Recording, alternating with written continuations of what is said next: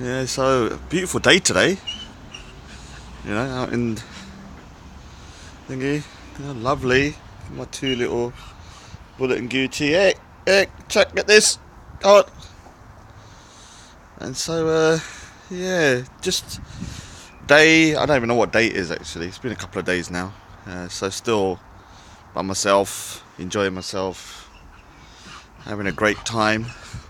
Everyone's on the comments. Oh, Raj is so miserable. I'm so happy, man. I think this is what kills people.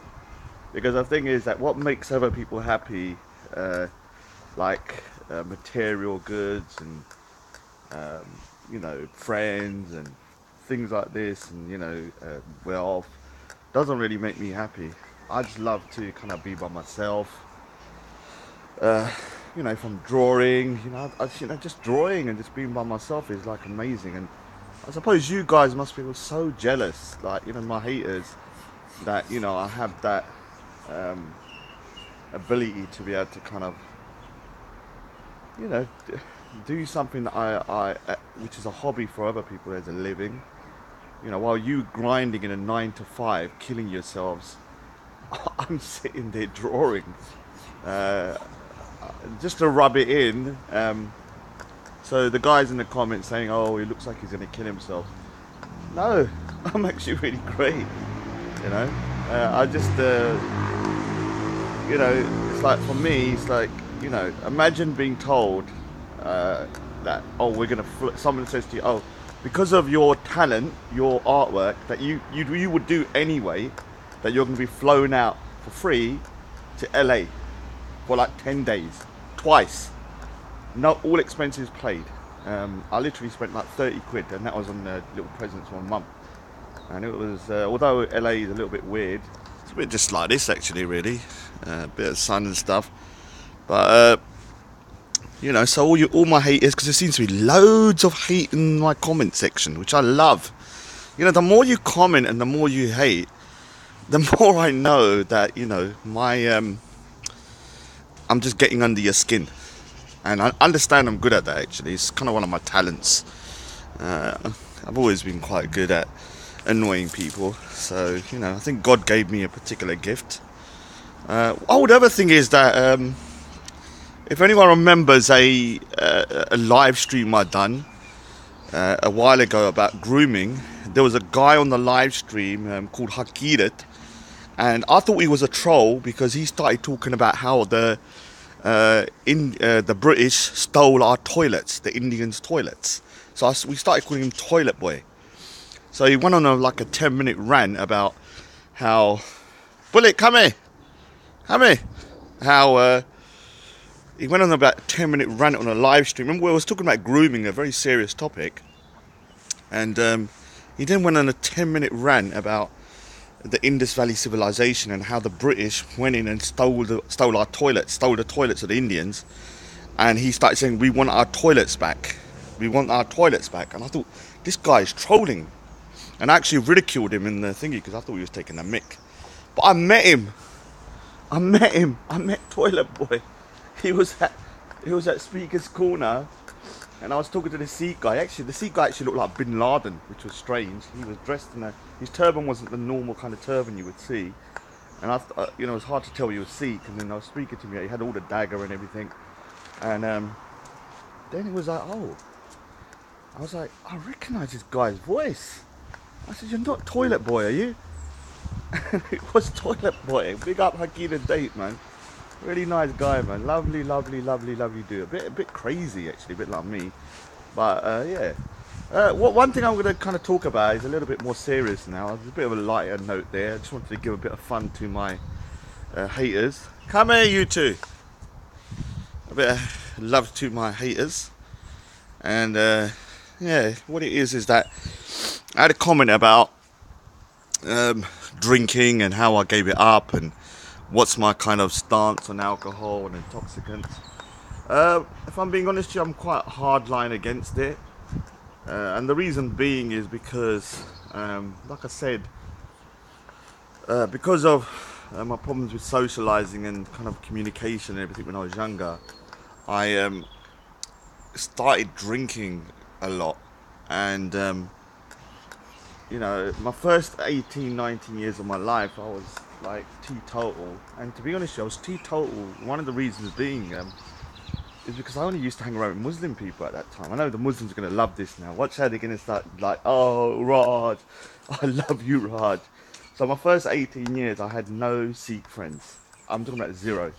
I didn't really hang around with family either because I've always been quite unsociable like that. So I didn't get caught into this kind of drinking culture because I didn't really hang around with my cousins either. And and a lot of them are heavy drinkers. You know, my close relatives who live relatively close to us have got like a bar in the back of their thingy and all that kind of stuff. So I was like, all right, I didn't get caught up into this kind of drinking culture, but um, so for 18 years, Muslim community don't really drink, so you don't get caught into this stuff. And then when I hit around 19, I started. I went to a different area and started hanging around with Sikhs as well. And then by the time I was like 21, I started drinking, and uh, and I found it to be at the time like a revolution for me, in the sense of my social life, because prior to that I found things so difficult. And then once I once I started drinking, I found things like, you know, going out and doing things a lot easier. So come here, a lot easier. So it just started to escalate. First of all, I started off just drinking a bit, then it got worse and worse, and then it got to a point where, you know, it helped me in a way. I'm gonna be try and be objective about this, because the alcohol helped me in a way. It allowed me to do things that I probably never would have done.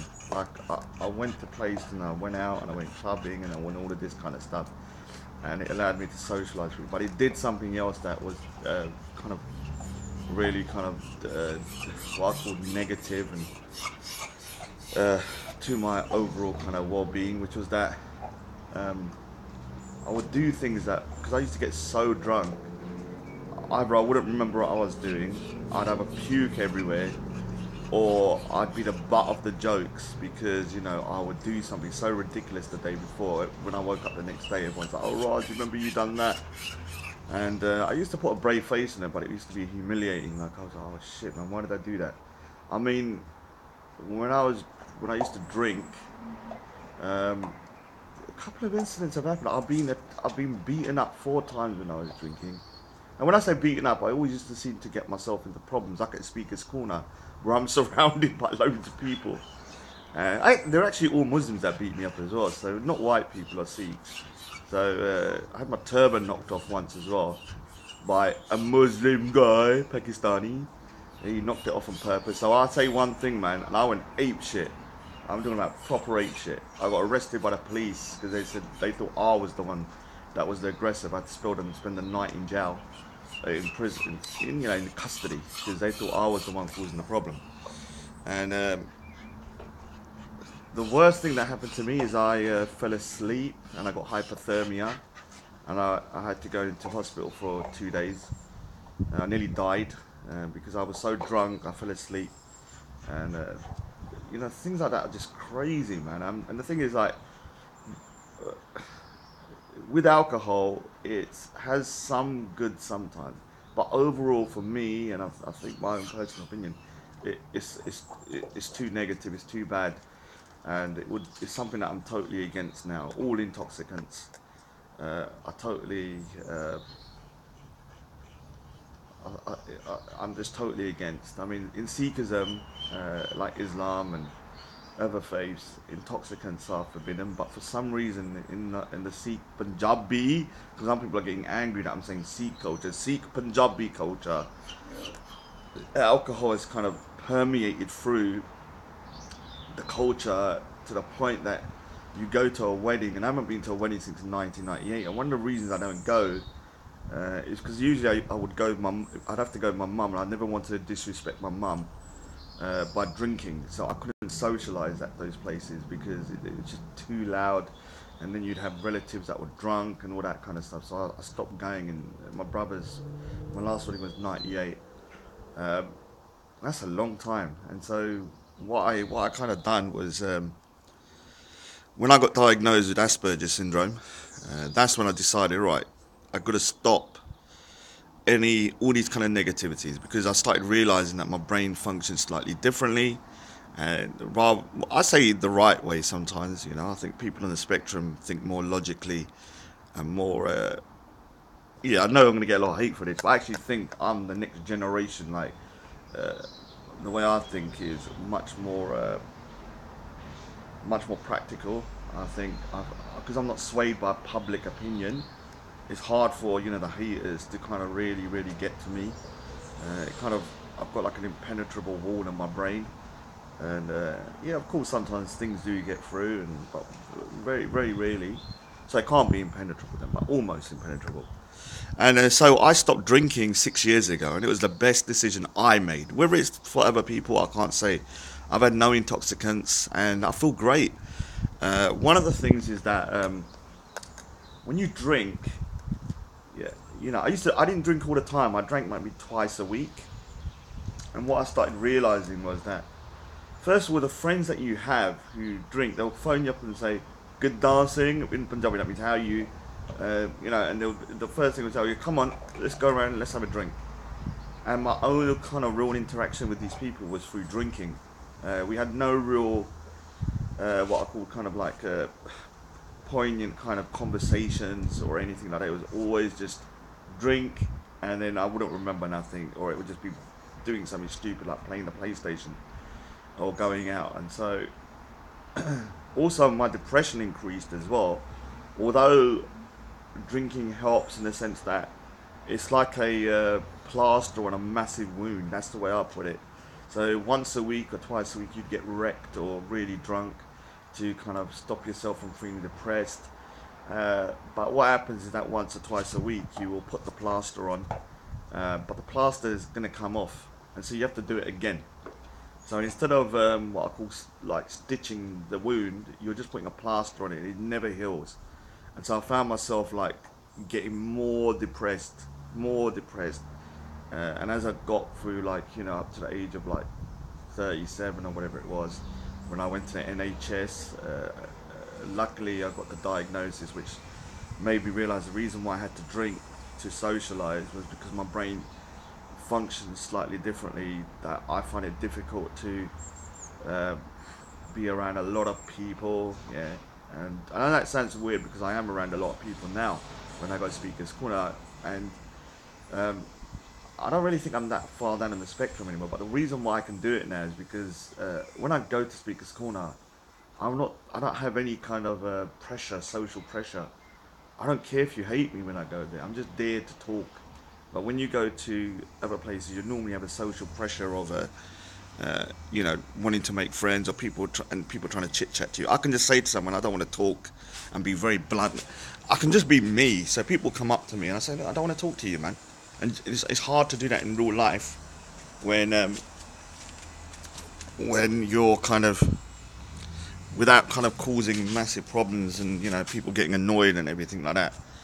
And so for me, anyone that's got an alcohol problem or drinking problem, I would say the drinking is like it's stopping you from sorting your life out, in a sense that when you drink, you're only kind of like delaying the inevitable. Um, for me, once I stopped, I managed to look at life through a really clear lens.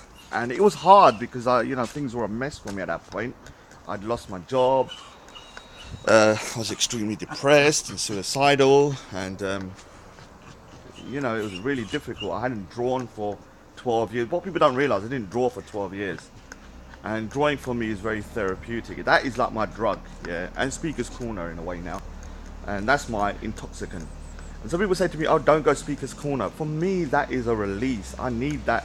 Uh, I need that. I need that kind of interaction, in terms of not people interaction, but um, talking and debating and arguing. I enjoy that kind of thing. I know it's negative for other people, but for me, it's something that keeps me mentally strong.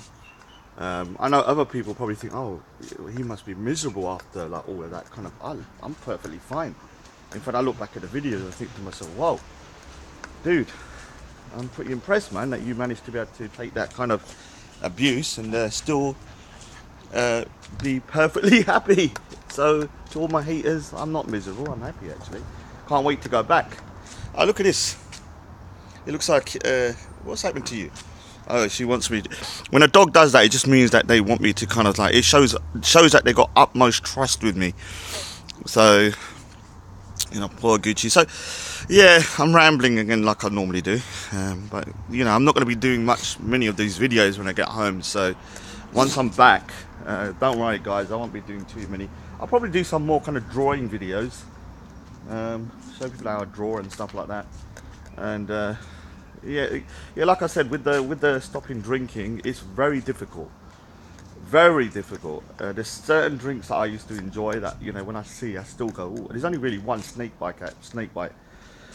And one of the things I think God done here for me, because I believe in God obviously, so down to that atheist, is that I used to have the mother of all hangovers if I drank. And this stopped me. The thing is, what people don't understand, if you don't drink, that having a hangover the next day is unbelievably torturous. And so some people who become alcoholics, I don't think get hangovers. And so they can keep on drinking, but I had to recuperate for like 2 or 3 days. I couldn't drink for 2 or 3 days after. And that stopped me from becoming a full-blown alcoholic, whereas I became more of a binge drinking alcoholic. He would drink loads when he did drink. Yeah, and so when I stopped, obviously looking at your life through a clear lens was not very nice. It was actually very, very kind of like, I was like, whoa, like, things are a complete mess. But I started tackling my problems. One of the things I did, I know this can sound really bad, I just stopped talking to people. Full stop. Everybody. Anyone that wanted to contact me, nah, I don't want to talk. Anyone that I knew used to drink, nah, I don't want to talk. If I saw someone, I say, look, no point calling me. And slowly I started realizing the phone call stopped and people stopped contacting me. And it took a bit of time because I still used to get rings here and there. And then after a while, they all just went. And once that had occurred, 1 year turned to 2, 2 to 3, 3 to 4, 4 to 5, and now 6 years. And I think once you get to a particular point and you haven't drank, it doesn't really, I don't really have that urge anymore. And so, I think you can never say that you've conquered it. It's a bit like depression. You have to always be careful, because sometimes I've gone into a pub and I didn't think I would want anything, and then I could smell like a particular drink I used to like, especially snake bites, and it will then kind of trigger you, kind of like, oh, I want to drink.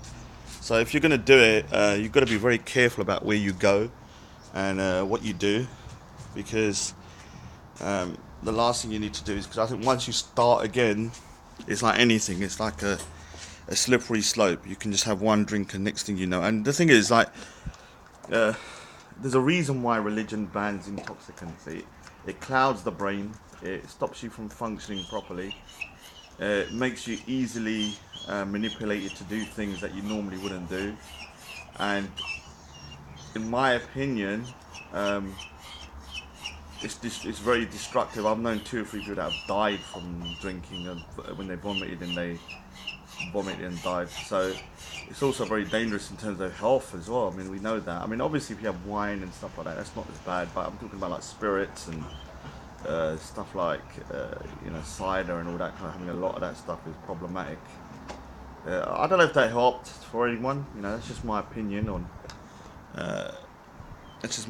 on alcohol. I am totally anti-intoxicants. It's the one thing I definitely agree with Islam on. I think the Sikh community is one of the things that annoys me about the Sikh community. Oh, stop crying. Why are you crying? Come in. It's one of the things that annoys me about the Sikh community. I said there's things that I don't like, and I need to talk about them, but unfortunately there's no one to talk to about it at Speaker's Corner, because the Lodgen himself has got drinks and stuff. I can talk to him, but he's just too unpredictable.